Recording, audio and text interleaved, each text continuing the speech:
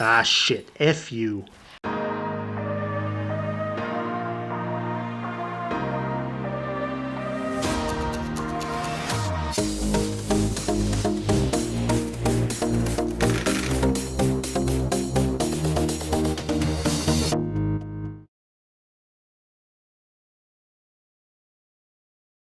Hello everybody, and welcome to Creative Gaming, the show where we inject a bit of RNG into our playthroughs, either for challenge purposes or just a new way to play the game. Do you know what time it is, Negativio? It's That's right, it's time to continue with my Demon's Souls Dice Challenge. Back in May, I started a playthrough of Demon's Souls, where I rolled a 12-sided die to decide my starting class and starting gift. After beating the first level of Boletaria, I rolled a 6-sided die to decide my next level. So I had rolled a 5 and was forced to start with the Valley of Defilement. And, well, that didn't go too well. I had to use my one-time cheat already to roll to another level. I rolled a 2 and that took me to the Stonefang Mines. After barely beating Armor Spider, seriously, what the hell was up with that stagger? This was like an entire 6 seconds. And I'm not editing this footage, by the way, this is the actual timing. Ugh. So today I continue with this playthrough. that he hasn't given up yet. Time to take out the bullshit button again, because this is a Souls game. So it's time to roll the die to a new level.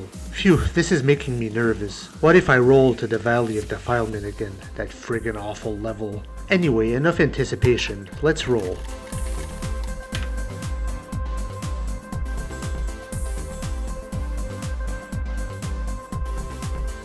Alright, a 4. That takes us to the Shrine of Storms. Okay, a tough level in its own right, but this is one of the best levels to grind for souls. So if you want to level up or buy stuff, it's handy for that. Every level in this game has their own use. The levels in Boletaria are usually a great place to farm for healing herbs and other items. Stonefang is great for getting stone shards to upgrade your weapons. The Tower of Latria gives you magic spells and magic restoration items. The Shrine of Storms gives you more souls, and the Valley of Defilement, well, they gave me a talisman, so that's something. So this level starts you off outside the gates of some fort. You're introduced to these rolling skeleton enemies, the silver skeletons. These enemies roll towards you, and you can get hit while they roll, so it's best to tank their hits with your shield. You can roll to avoid them, but I don't find that works super well with these guys, unless they're standing. Go for a backstab when you can. In the last episode I was using a mail breaker, a knife type weapon, but now I've returned to my original longsword, upgraded. Given the nature of this challenge run, I'm not sure how to develop my character. Should I go for a strength build or dexterity build? But I'm probably going for a more strength build. I have the healing miracle, but I don't have a catalyst so I can't use magic. You have to be careful when going up this staircase. There are a few of these skeleton enemies, and you don't want to aggro more than one of them at the same time, otherwise you can get in major trouble. They do stagger to your sword swing, so you can still get out of a predicament.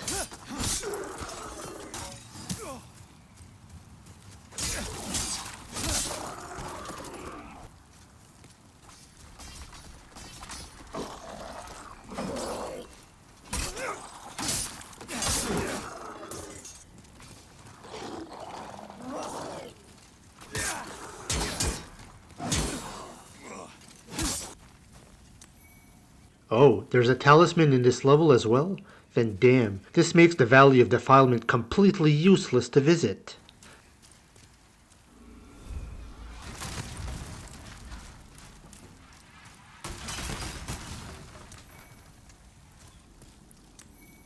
A Kalige. I don't think I've ever tried this weapon. There are traps in this level, usually found in these narrow corridors. You step on a tile on the ground and it activates darts that can hit you for a lot of damage. Keep your shield up, although there is an instance where you get shot from behind. What's weird about this level is that, in most levels in the game, you unlock shortcuts through the level. Shrine of Storms is an exception though. For whatever reason, there are no intended shortcuts to the bosses, which sucks. Although this first level has an unintentional shortcut. If you get your character naked or reduce their weight, they actually get a more floaty fall or roll, and you can actually roll off the wall here. This was an oversight by the developers, but they actually kept it in this remake, so if I struggle too much at the boss, this is an option.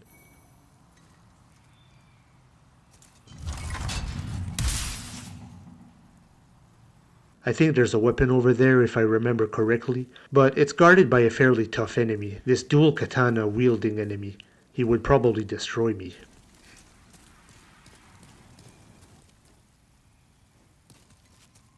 I kinda hate fighting enemies in these narrow passages.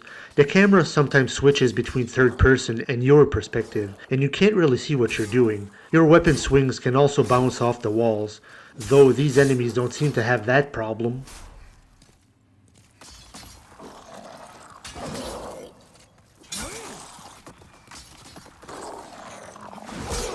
I rolled here, but you wouldn't have guessed with the janky camera. I can't see what I'm doing here. How the hell was that not a backstab?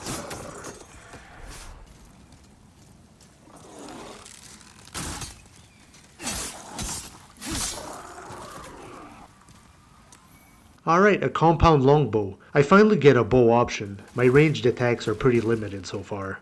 Aesthetically, this is probably one of my favorite levels in the game. It's kind of a ruined fort inside a mountain, but there's something very creepy about it. These skeleton enemies, but I find these giant stingrays that fly in the sky pretty unsettling as well. They also make these creepy sounds.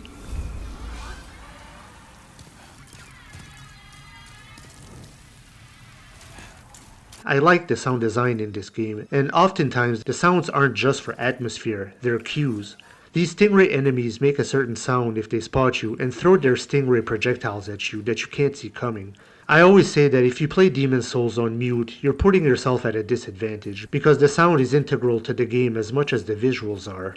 Now we get to some baby bird who is able to trade priceless items for some of your shiny ones. It's a bit annoying because you have to go into your menu, select an item and drop it on the ground. If the bird doesn't like it, it'll tell you right away. But if it likes the item, you actually have to leave the level and come back to get the traded item. You can just save your game and reload again, but still, that's an annoying mechanic. You should just get the traded item right away, instead of going through all this trouble.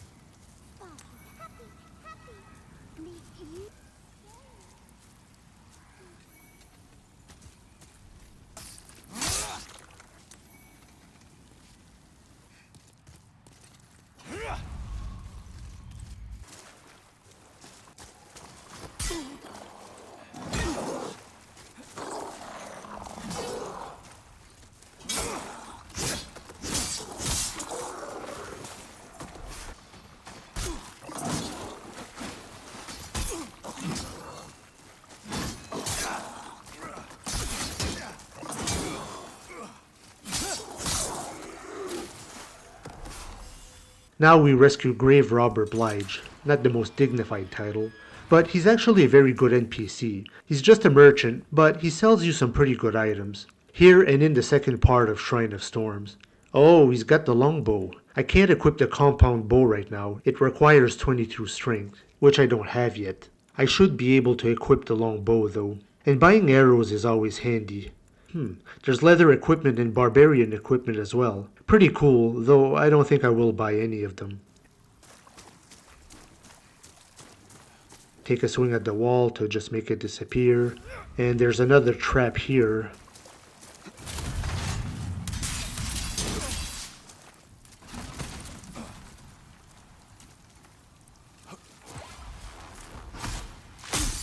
Ah shit, the stingrays are pretty dangerous. If you wear the thief ring, it makes things a bit easier. The stingrays detect you a lot less than if you don't wear it.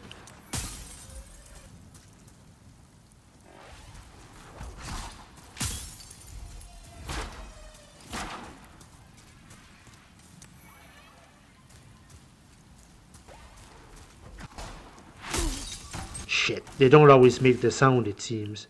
I got caught by a couple of stingrays and I didn't get any auditory cues. I think the Ushikatana was a pretty decent weapon, though I don't have the stats for it yet. I want to go back to the Nexus. I got a good amount of souls. It might be time to level up.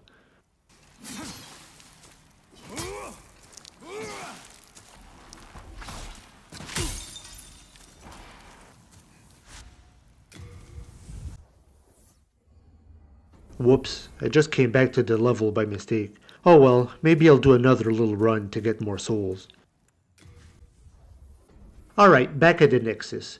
Your equipment has usage in this game. You have to pay to repair them so they don't break. Checking to see if I can upgrade some weapons, though probably not. Keep your inventory clean too. Everything has a weight, and it's annoying when you find treasure in a level, only to be told that you're too heavy so you can't pick it up. Let's level up. Then touch the demons. Oh, touch the demon inside me. You know you want to. Barf. Alright, so now we're going to explore further into the level. Let's get his attention.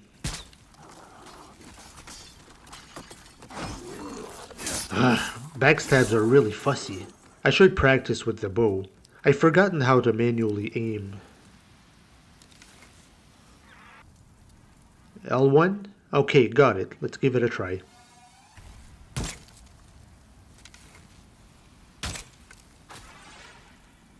There's a tough enemy to the left here. I don't want to draw its attention, although there is some treasure there. I'll save it for a little later. Here there's another trap. I think the darts come from the back this time. Yep.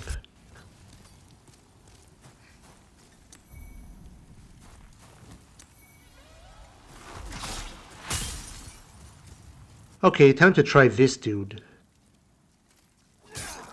24 damage, yuck, that's not a lot. Let's see if I can attack him through this wall.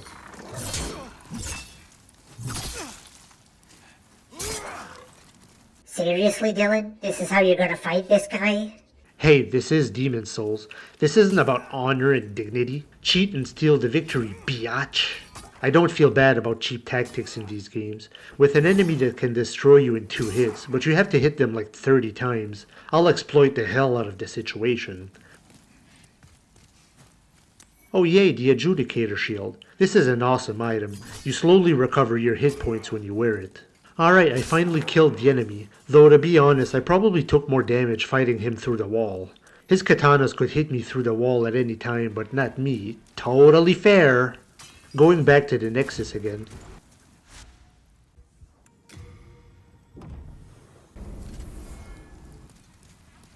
Oh shit, I wasn't careful. I aggroed these 2 skeletons. Oh god, I'm in major trouble.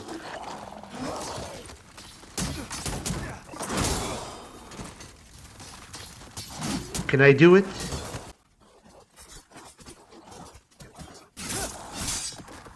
And no, I couldn't. Damn it. I'm tempted to press the BS button, but this death was my fault, so I won't.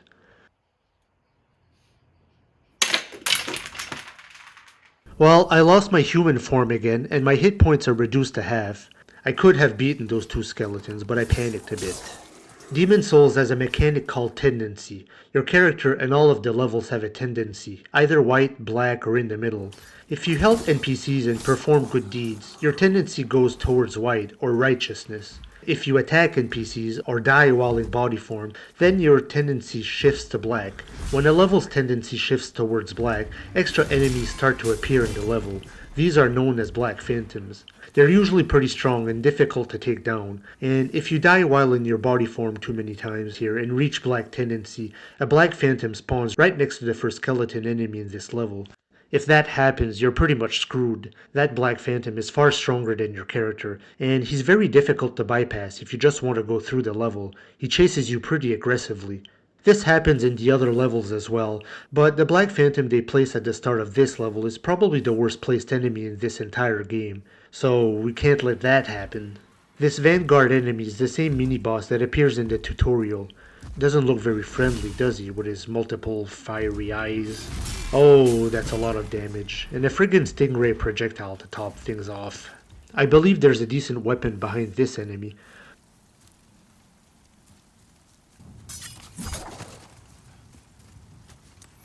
Ah, the Crescent Falchion. I think this is a pretty decent weapon. I think it does magic damage and a bleed effect. Progressing further into the level, we're on the narrow side of this mountain. You have some gold skeletons here. They have bigger weapons and are stronger than the silver skeletons, but they don't roll. You have to be careful because there are those stingray enemies as well. It's annoying to get hit out of nowhere from a projectile you don't see coming. Sometimes you hear the stingrays and sometimes you don't. I really like how my small sword bounces off the side of the mountain, but this skeleton's big ass sword just goes right through.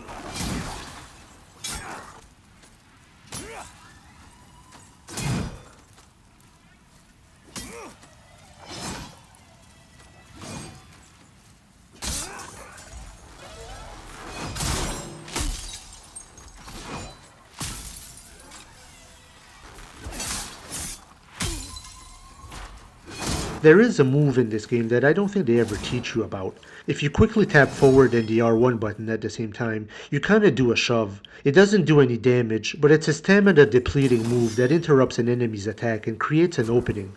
I'm just gonna shove this dude off the mountain here.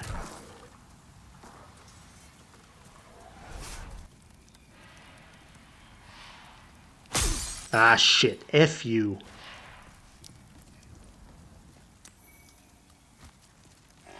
A few more treasures. This path here is the unintended shortcut if you roll off that wall that I mentioned earlier in this video. Regeneration ring. Alright, another good item. We're almost at the boss. Of course, they had to put that dual-wielding katana enemy here. I'm just gonna bypass him.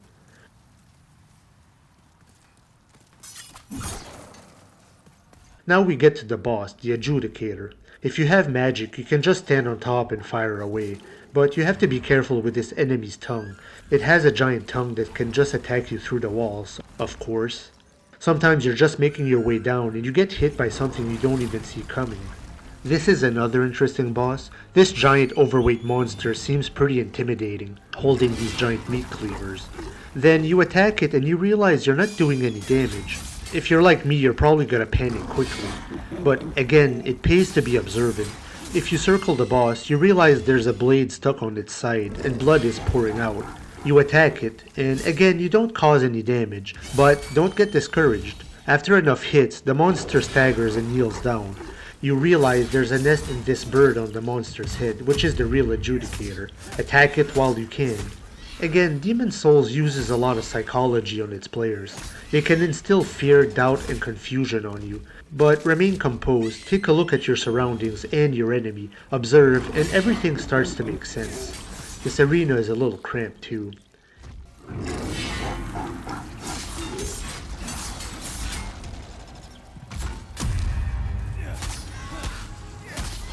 And with that, the adjudicator is defeated. I think there are a couple of treasures inside this boss room that I didn't get.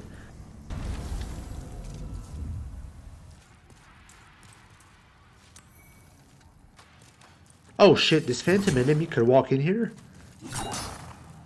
Alright, back to the Nexus. So I have another level completed. That'll do it for this episode, but join me next time as I roll the die to my next level. Keep gaming, everyone.